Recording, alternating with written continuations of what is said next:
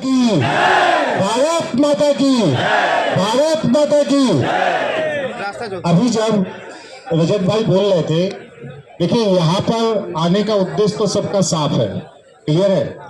उद्देश्य हमारा ये है कि भर्ती खाली है, हम लोगों ने पढ़ाई लिखाई की है, हमें भर्ती चाहिए और आप भर्ती दे नहीं रहे। क्लियर है ना? ये लाइन में सबकी क्लियरिटी है। अगर नियति ऐसी हो कि हमें कार्य करना है तो बिना घुमा फिरा के सीधे सीधे भी कार्य किया जा सकता है। आपने कहा व्यवस्था बनाने के लिए हम सारे आयोगों को शून्य करके एक शिक्षा आयोग बना रहे हैं, बहुत अच्छी बात है। हम लोगों ने इंतजार किया, शिक्षा आयोग आ गया, 2.5 साल से मूर्छित पड़ा है। किसके लिए बनाया गया था? हमारे लिए। क्या 2.5 साल में आपको कुछ मिला? नहीं मिला। क्या हमारे नाम पर तनख्वाह नहीं उठा रहे हैं? हमारे ही टैक्स की तो तनख्वाह है। तो क्या इतनी जवाबदेही नहीं बनती कि इतने बच्चे, जो लाखों बच्चे बेरोजगार हैं, उनके लिए एक उत्तम कदम उठा दिया जाए? ना कदम उठा दिया जाए, कम से कम क्लियरिटी दे दी जाए।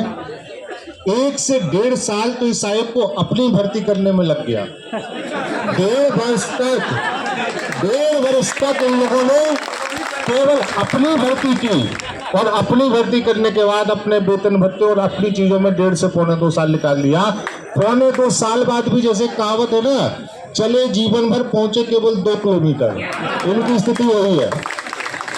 ये आज भी वही खड़े हैं जहां शुरुआत थे। आज भी इनसे कहिए तो इनकी इतनी ताकत नहीं है कि अधियाचल ले सके, क्योंकि जब इनसे पूछा जाता है तो इन्होंने एक चीज याद कर ली है, हमने अधियाचल मांगा है। कोई अधियाचल नहीं ले पाए अभी 2 साल में, और वो कहते हैं अनुपात समानुपात बराबर है।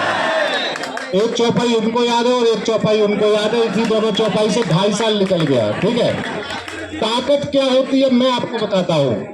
अभी जब ये मीडिया की रिपोर्ट पढ़ रहे थे तो इन लोगों ने एक बात कही बहुत अच्छी।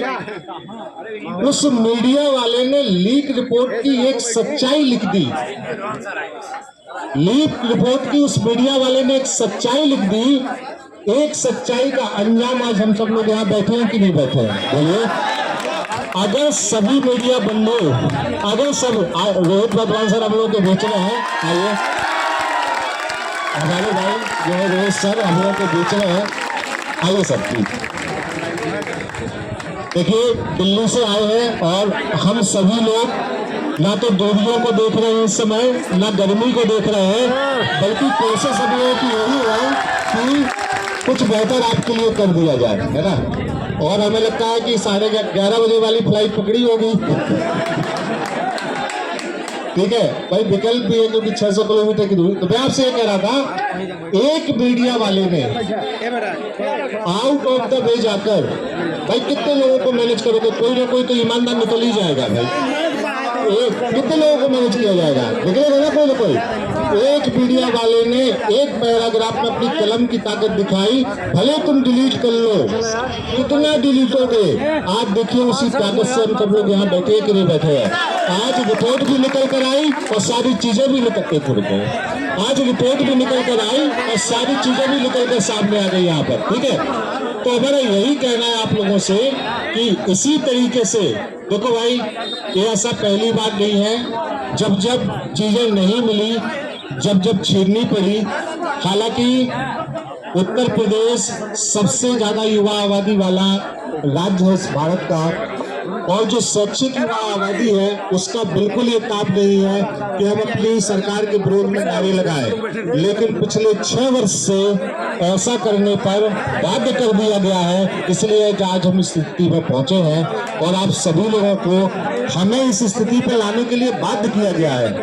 आज ओवर एज होकर, उम्र की सीमा से बाहर जाकर डेली हम लोग घुट कर जी रहे हैं, अपनी योग्यता को सिद्ध करने का प्रयास कर रहे हैं, लेकिन ये गूंगे बहरे लोग ना तो सुन रहे हैं। जैसे देखिए वो होता है संगत का असर, जैसी सरकार वैसी आयोग।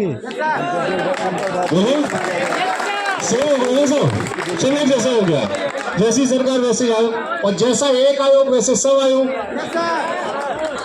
भाई यूपी टीएसपीएससी की स्थिति आप देख ही रहे हैं, उत्तर प्रदेश लोक सेवा आयोग की स्थिति आप देख ही रहे हैं। यूपी टीएसपीएससी भी 5 साल में लोअर पीसीएस नहीं दे पाया आपको। वास्तविकता है कि नहीं है? तो वो सब साड़ू भाई की तरह काम कर रहे हैं, वो एक ही जैसे है सब। है ना, वो एक ही जैसे है और वो एक ही दुकान से लुटे हुए सब आपस के साथ हुआ है, समझ रहे हो कि नहीं? तो बस भाई यही स्थिति है और इसी हिसाब से आपको बताता हूँ कि शांति बनाए रखिए। एक लंबा कारवा है, एक लंबी प्रक्रिया है जो चलती रहेगी और सभी आपके साथ है। जो शिक्षक बंधु यहाँ पहुंचे हैं वो भी आपके साथ है, जो नहीं पहुंच पाए हैं वो भी आपके साथ है। और ऐसा नहीं है कि प्रयागराज में आप लोग थे, अगर आप लोग पिछले 4 दिन से जुड़ जाते तो आज नजारा कुछ और होता बोलो। लेकिन अभी भी मैं ये नहीं मान रहा हूं कि आपकी भीड़ उतनी है जितनी होनी चाहिए, क्योंकि भीड़ इतनी होनी चाहिए थी ना कि घबराहट में मिलने के लिए आ जाते। अभी भी कम है, लेकिन प्रयागराज में बैठा हुआ अगर प्रत्येक व्यक्ति भी आ जाए तो भी हमें लगता है इसका परिणाम आ जाएगा। तो जितने लोग घर से सुन रहे हैं, मेरा आपसे निवेदन है कि सभी लोग निकले, धरना स्थल तक आए। हम सभी शिक्षक बंधु भी आपके साथ हैं, आप अपने बड़ा भाई मानिए। और देखिए, एक शिक्षक होना क्यों कठिन है, आपको पढ़ाना लिखाना तो होता ही है, वो तो मान लीजिए जिम्मेदारी है, लेकिन उसके बाद भी जब आपको जरूरत होती है तब हम लोग खड़े होते हैं। लेकिन इसके एवज में हमें जो भोगना होता है वो हम आपको कभी नहीं बताते। इसके जो हमें इसके लिए भोगना होता है ना, उसको कभी आप जान जाएंगे, वो स्थिति बहुत भयावह है।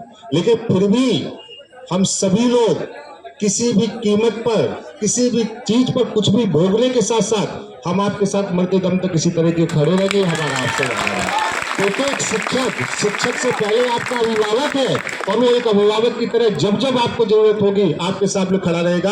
और मैं पैसे भी कहता हूँ, मैं चाहे आपके सामने खड़ा हूँ, चाहे आपके पीछे नहीं दिखूंगा, तो आप उसके लिए बिल्कुल चिंता मत करिए, आप सुरक्षित हैं, बस शांति बना के बैठे रहिए, ठीक है। इसी के साथ मैं अपनी बात को समाप्त करता हूँ। भारत माता की।